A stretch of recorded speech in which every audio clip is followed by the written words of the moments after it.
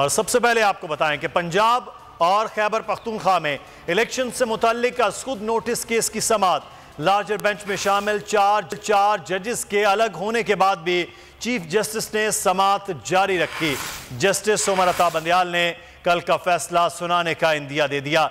Remarks दिए, पार्लियामान ने election act में वाज़े लिखा है कि सदर भी तारीख दे सकता है, ये नहीं हो सकता कि इलेक्शन शेड्यूल मुलतवी कर दें। जस्टिस मंसूर अली शाह ने रिमार्क्स दिए कि जहां गवर्नर नाकाम हो जाए वहां सदर का इख्तियार आएगा।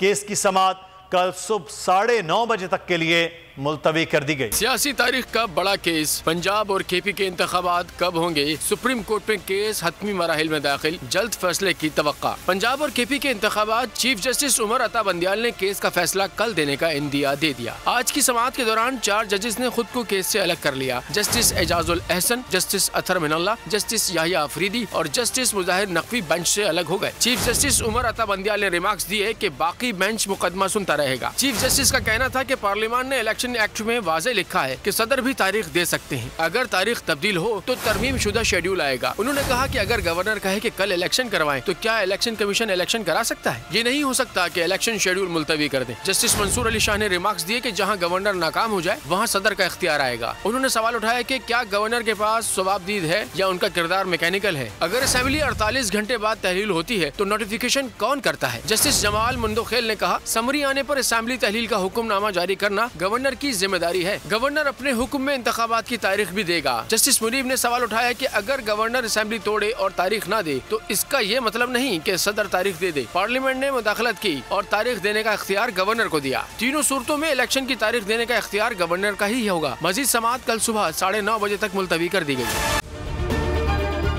अगर ये वीडियो आपको पसंद आई है तो हमारे चैनल को सब्सक्राइब कीजिए और बेल आइकॉन को क्लिक कीजिए।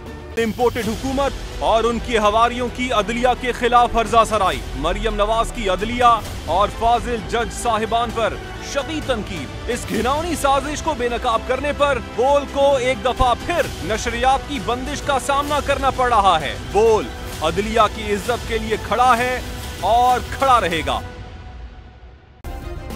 सब्सक्राइब करें और बेल दबाएं ताकि कोई खबर रह न जाए।